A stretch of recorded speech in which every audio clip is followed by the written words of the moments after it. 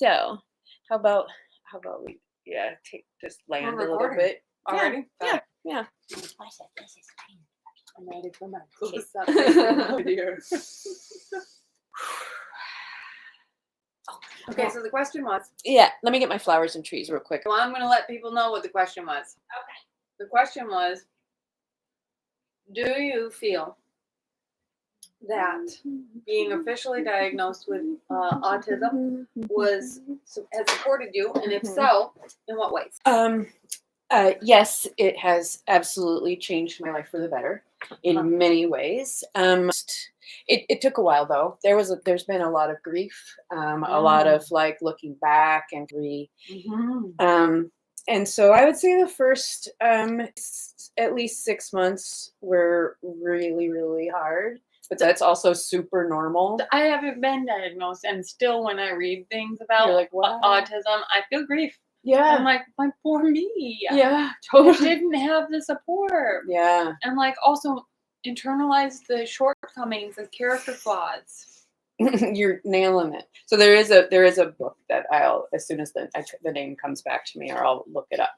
That every one of my doctors has suggested that I read. Unmasking? Is it Doctor? Yeah, I don't remember the guy. Well, we can look on it for sure. But Not Unmasking. Written by a woman, but I haven't read it. So yeah, so at first it was just this incredible like grief and anger and like fuck, the whole goddamn life could have been different with just even just small changes. And if I hadn't had to fight for every damn accommodation at work, that I always had doctors who were willing, I'm gonna write you a note, you need support. But never was autism brought up. I did get assessed in college, and I was told you have a severe learning disability. And I was like, I don't like those words. I don't agree. Yeah, I'll take some of the accommodations you're offering, but fuck you. And I burned the report. I was like, fuck this shit. And also I was terrified of having a label like autism. Never occurred to me, honestly, because when I was a kid, the only people who were diagnosed were cis middle class white boys. And yes, I would say the rage often was coming up because of the, like, now that I see the resources that are available and the support and people talking about it, and there's this tremendous relief of, okay, I'm so glad to hear someone else saying these things. The rage is just, the things that I needed are actually so fucking simple, that the fact that I had to be constantly gaslit, no, that's not possible, what you're feeling or what you're saying, or you're overreacting. That's one of the biggest ones. You're overreacting, and I can't concentrate in an open bullpen environment. Can I please have some visual barriers? Can I wear headphones? Intuitively knew some of the things I needed, but fucking tooth and nail, I had to fight for every damn thing. Well, nowadays, I think whether or not you have you don't need diagnosis, that seems doable. Totally. Yes, for a lot of like lot. Those particular things for focusing and stuff, but also in the past you had to fight for it. You had to get doctor's notes. So then once that phase kind of passed, because I forgot, I only read the assessment once. And there was a lot, especially the part my mom's reports. Your mom had to give it a report? Yeah. Oh shit. Is that what's required?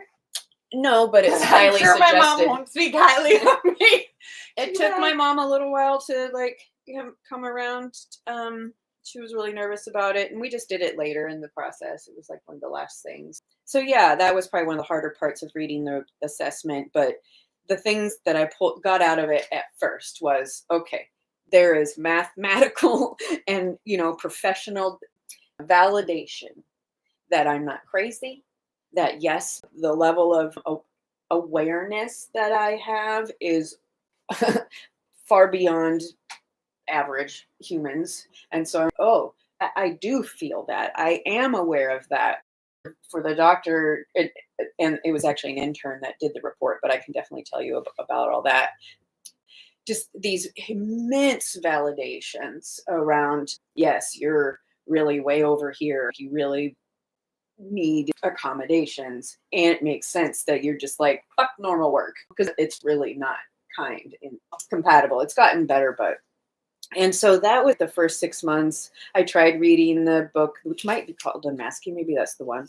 And I had to take breaks, and like I did care for myself, in that I was like, okay, I can feel that I'm getting pretty wound up. So I'm gonna take a break for a couple weeks, let it settle, and then think about all the things that uncovered.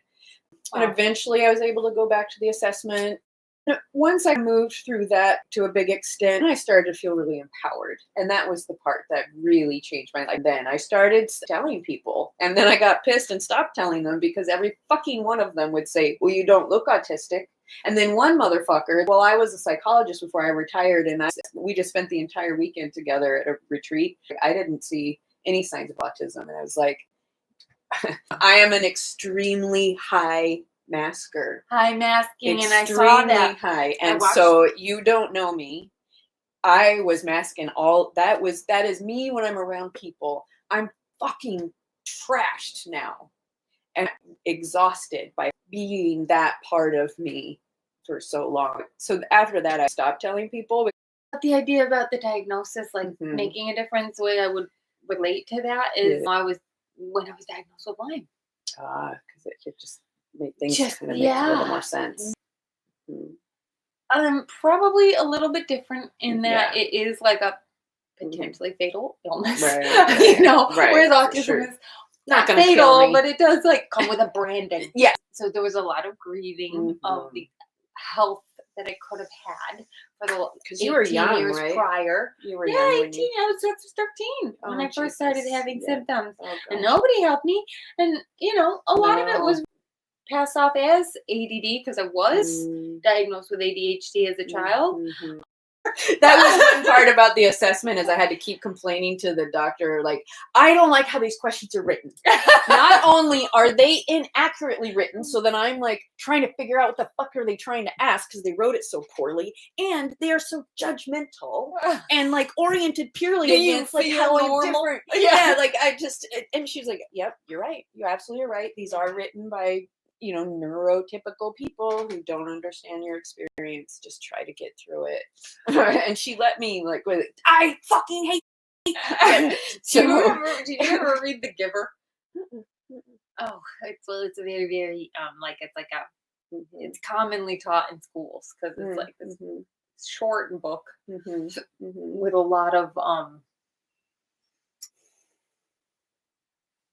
allegory about society. Okay, yeah, I like those kind of books.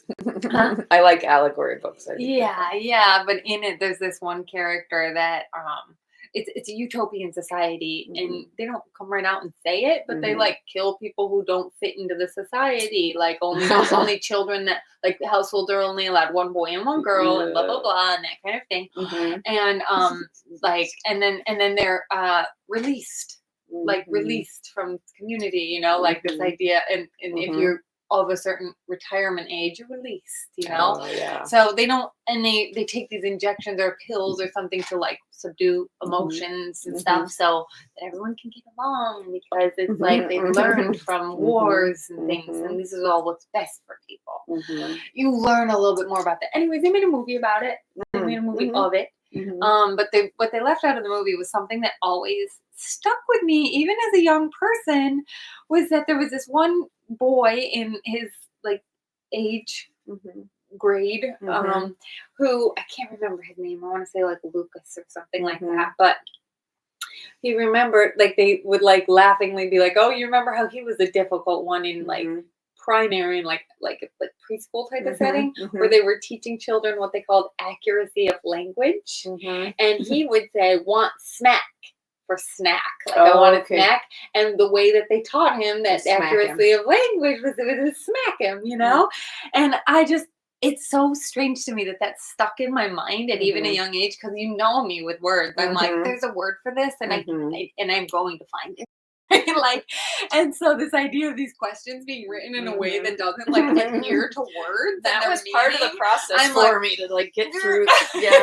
I think there should be support groups around somebody who's trying to fill out the paperwork, because one thing that could definitely go yeah. on my resume is communicates well in written and Right, verbal. right. Written and verbal. But the other thing that's really upsetting, I don't know if you've learned this bit yet, but part of what they used to do to folks who were labeled autistic was like actual hitting, like actual rulers like and things like yeah, that.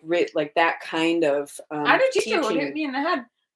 Yeah, but this isn't like Second grade. assessments. This is like in the Oh. like this is in the situation where you are learning. You're basically beaten out of being autistic. You know, like I didn't learn a lot about it because I was Into like, nasty. fuck that shit. Yes, but that's fucking horrible that they used to do that to people.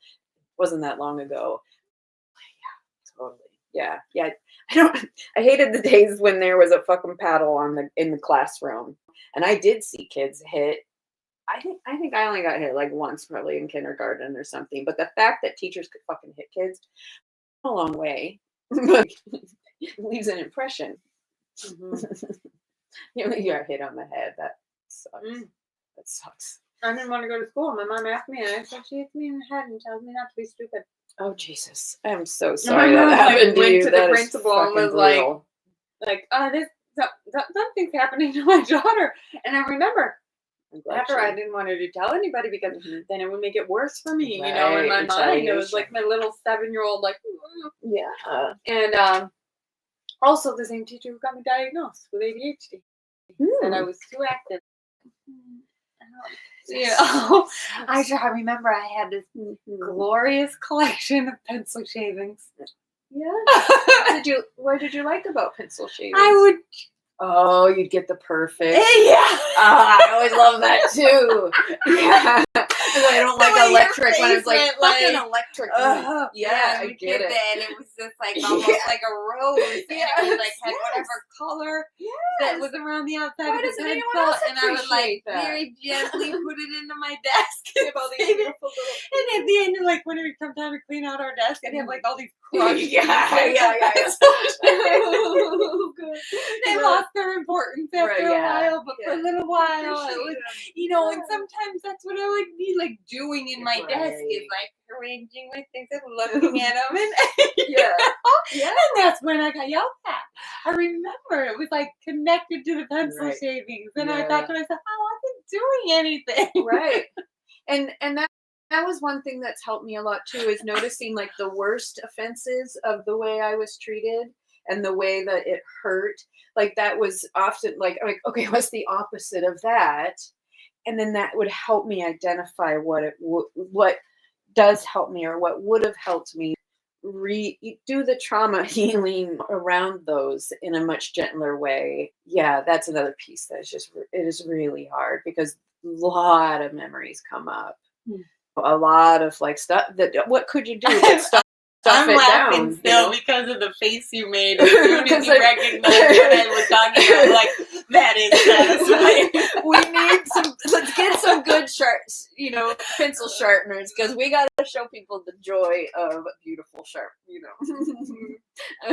I'm glad that my face accurately so that was part of the process, reading what my mom's judgment of me was around my obsessive organizing and like I wish I had that particular trait. Well, because so when I read that my mom was really judgmental about the way I dressed, what I would get mad about, like I don't know, but the way I played was really annoying to her apparently.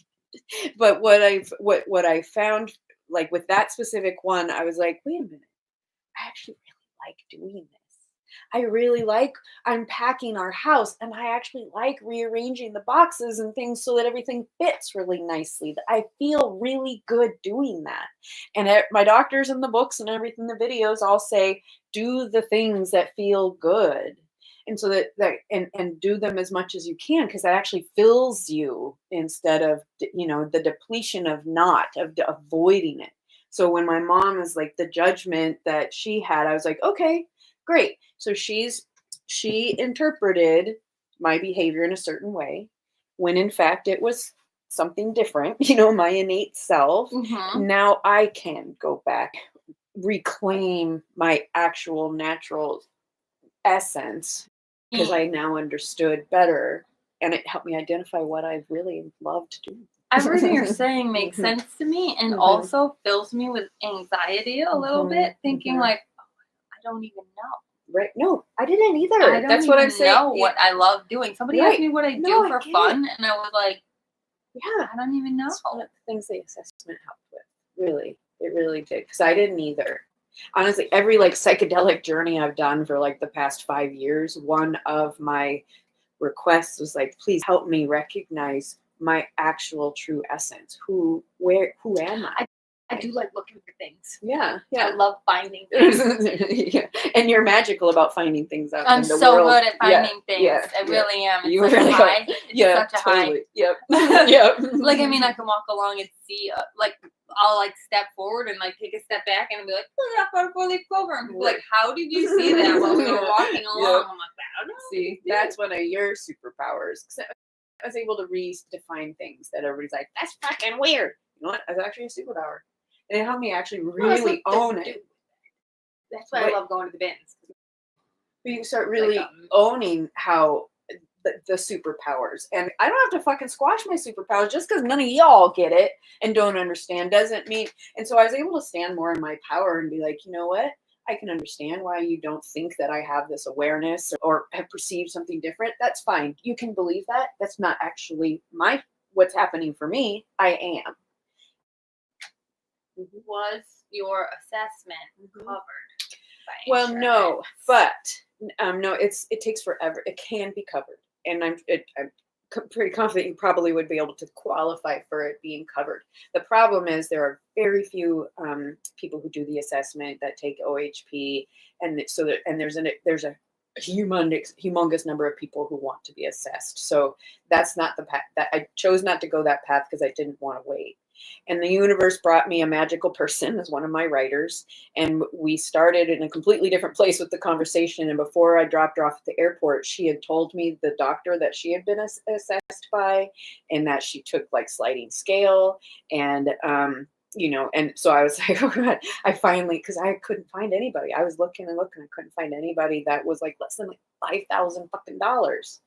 And so I called her name is Dr. Hagerman, and said that I was low income, and she has an intern, and I only had to pay $75 an hour for the intern. And they actually did a lot more than that. But I think it was close to $500, which every penny. And everything about them was sweet. When we scheduled it, I'm sorry, it's going to be a little while, but we could get you in about 3 weeks. And I was like, what? I thought I was going to wait 6 months. I'm fucking delighted. Yes, totally. And so like, that was another like absolute gift. They were able to get me in really soon. And they really gentle about everything. And like, it really was like from start to finish, except for the separate from the assessment that was hard, but the assessment process itself was amazing. It really was the best that I could possibly hope for. And then reading the report and coming to understand what they said. And I still, there's still stuff that I'm like, you know what, you got that little fact wrong. So I'm still doing that thing that we both do. And this isn't accurate, but now I have a list of things that if I ever did want to go work for someone else, I could be like, this is what I need. Yeah. But also like now I know to give it myself. Yeah, that could be good. And Mm-hmm.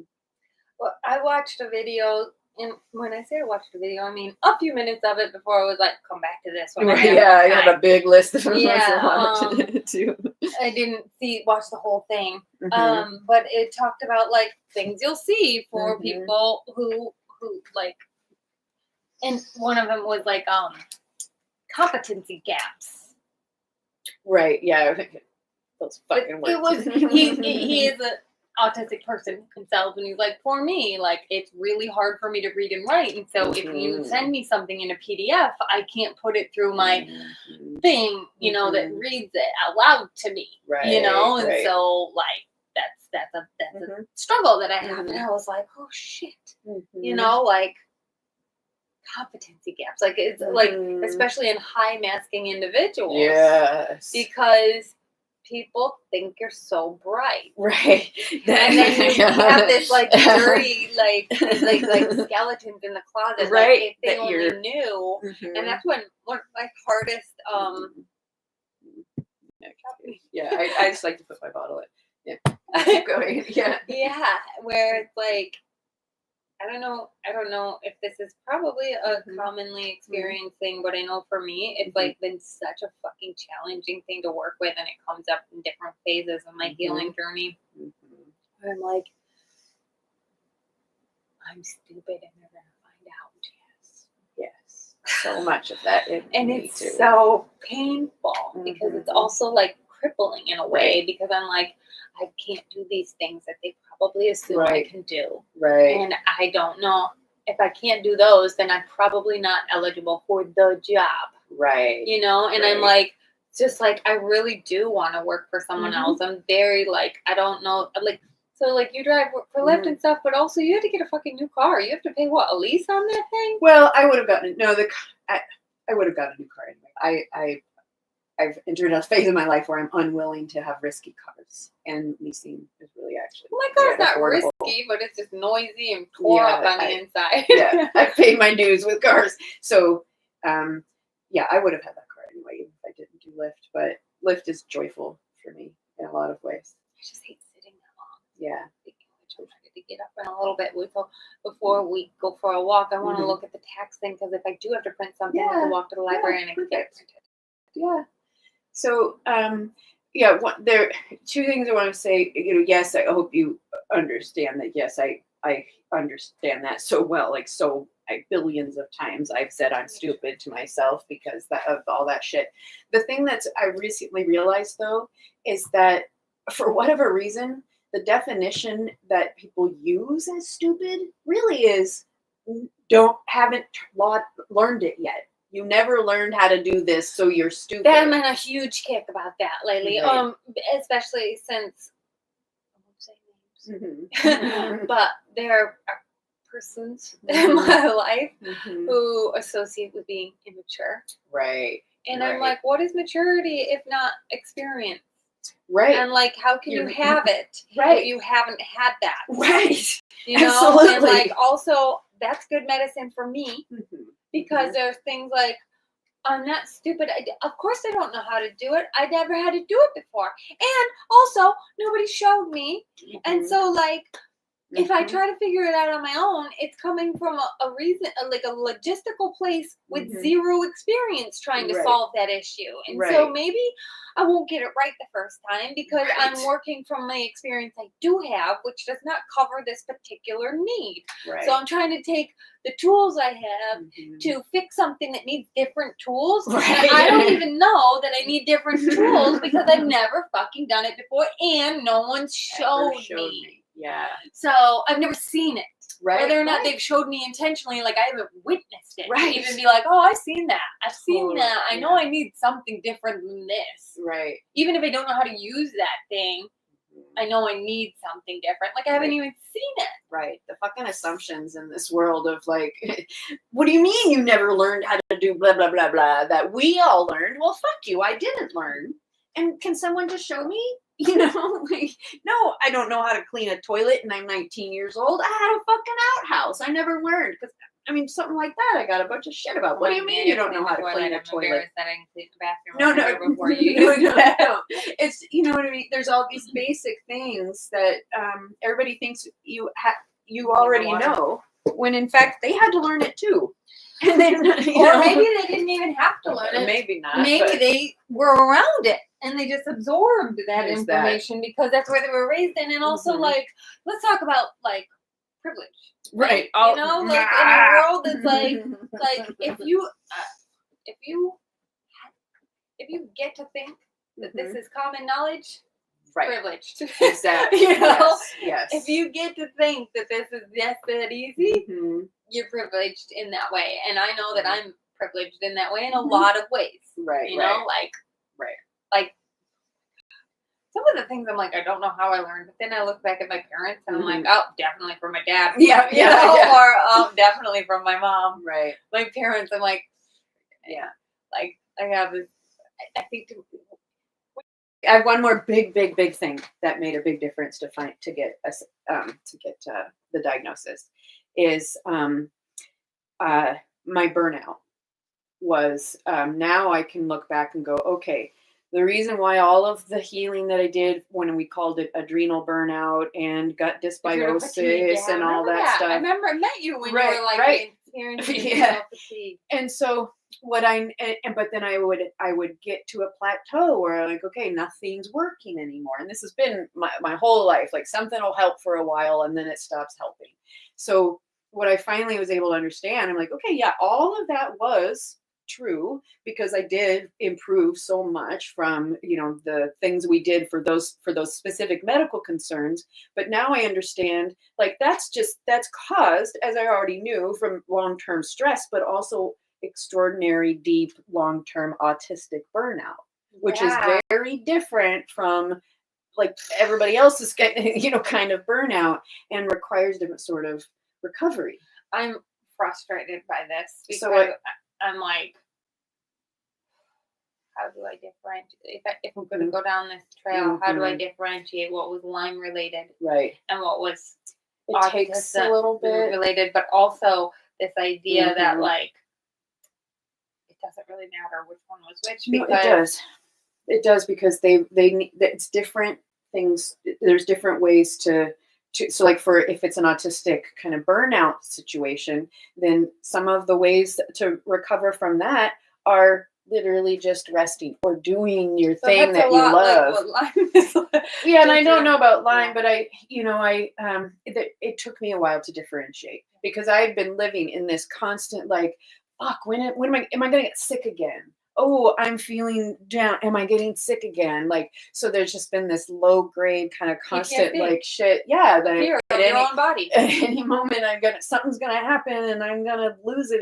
I'm gonna get so sick again, and now I can go, okay, actually, now I'm learning the ways that I can support the autistic part of myself to not only recover from burnout, but also to hear all these others going, it sometimes takes a long time and you need more recovery time than someone who's just like quote unquote normal burned out. Like different. It's different and it needs different things to recover. And the good news is when you recover some of the like pieces that are truly the autistic burnout aspect, the other health issues start to maybe become more clear or more like because everything's more intense. That's what I'm saying. Yeah. Is that I don't know that it's this and this. I think it's like how do like these things work together. Right. And so then once you're able to kind of identify, like I'm sure you are an expert. I know you're an expert in like every modality that you have learned so far to like help the Lyme, that situation in every aspect of you. But starting to learn the ways that you can now support the way you are neurologically, wired, the way our nervous systems are wired differently. Like learning all of that I need helped to. me. I Really really helped do a need lot. to. I do need to. And like It's so and validating. since you're such a fan of crying, Yeah. I will share this Yes, next it's okay. thought because it might evoke tears. Yeah. But like there was a hot minute there when I was going through healing Lyme and getting to the point where I was healthy enough to think, okay, I can now get a job. And then thinking, but my brain doesn't work well enough. And thinking like,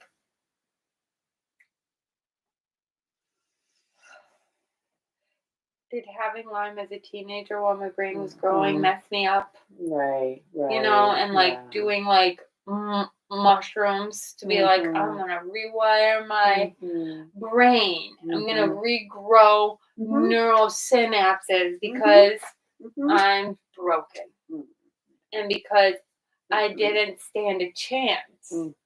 that my brain didn't, I was, like MTHFR is ultimately chronic malnourishment. Interesting. I never heard that. Well, yeah, but I because if your body can't use, or metabolize folate, Okay, of course. which is required for dopamine, serotonin, toxin removal from the body, and protein synthesis. Like, wow. And if you're living off of cereal and honey buns like I did, then I'm getting toxins added to my system that make it even harder to get that thing. Yes. And then there's this malnourishment piece, then Lyme disease by 13. And then also, let's be real here, highly likely I was autistic by then, and really totally unsupported. Yeah, and so like there's this why am I broken? Why am I not good enough? Why can't I figure it out? And it's because I was sick. That's now I have an excuse for being not smart. Right. But it's not smart word. But yeah, I know that's the word that it's been used all this time. Yeah, and I think that the not smart fear started long before I was sick. Because being I remember being 7, 8, right? Before your essential self had been just being told I was, a retard, or that mom loves you more because you're stupid. Oh, Jesus. Or you're stupid if you think that blah blah blah when it's clearly something I think. Right. Totally. All that invalidation. Yeah, or judgment. just my mom was so good. She was so she was so in my corner, even though she didn't know what I needed. But she was, and I mean, but I was I was in that string of kids who were put on medications young. I was 7 when I was taking Ritalin. And Ritalin's what comes Ritalin is speed. Oh, okay. But it has the opposite effect for someone who's hyperactive, and I think it's because it causes burnout. I think it speeds you up so much that you're just kind of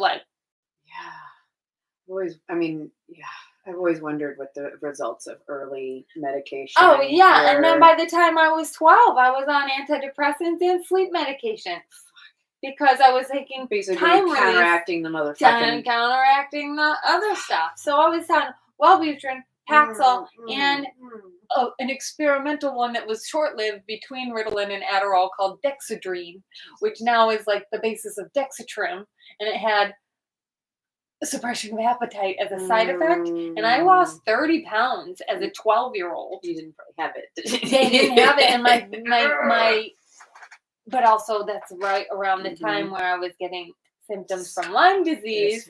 And so when I was having symptoms from Lyme disease, they're it's probably a side effect of this medication. We'll switch to the medication. And, it might be PMS. It must be hormones. And I have chronic pain in my knees. My knees hurt all the time. And mom's why do her knees hurt? She's too young for that. And they're growing pains. Every symptom was explained away. Right. And, I did get test mods and things like that, but, I just remember my poor mom being what do you need? And, I didn't know. Right. And even as, a teen, I say my mom's not the best with words. My mom will be I'd say something, and I'd tell her all this stuff that I'm ready for a break in general for what we're doing. Yeah. We've been through a lot in oh my God, we've been going for an hour, little over an hour. Oh, it's always good. Oh, for sure. How do you I feel really feel like there's a lot that's cleared out of me by getting a chance to speak to the stuff that I've been able to speak to, because I haven't, while there are people who are interested and have kind of asked me those sort of questions, we've never had the opportunity to really get into it and then hear your experience of and so I haven't gotten to have this conversation or anything like this, and it's something that I've been wanting really badly, and so so I really appreciate that opportunity. Yeah, I'm so glad to hear it too. Yeah. I mean, it opens up things for me because, like I said, I'm reading articles and I'm seeing things, and I'm like thinking, and especially with the realm of heading back to school potentially, there's like and I know what a lot of there's resources now that I've been finding that maybe rather than you have to sift through as much as well, I just found a website that talks about like how to talk to different departments about resources and like how to like what are good questions to come, like what do you have for like assistive technology for people with this need, and if they're like we don't know what assistive technology You're right, is, then they're not right for you. she gave like terminology for like some people, some schools are proactive and some people are reactive or responsive, and that they're like, well, just if you find that you're having trouble, I gotta have we'll problems. do this. Which might be a good indicator that that is not a school for you because they don't actually have the things in place and they've been figuring it out with you. And you shouldn't have to suffer before you get which is going not necessarily a bad thing to help them develop, but it will impact your success in that, like in the education you're paying for. Right. And once again, you're in a position of educating those around you. Very so empowered by doing our taxes together because I thought I was going to hand it over to a tax accountant, pay out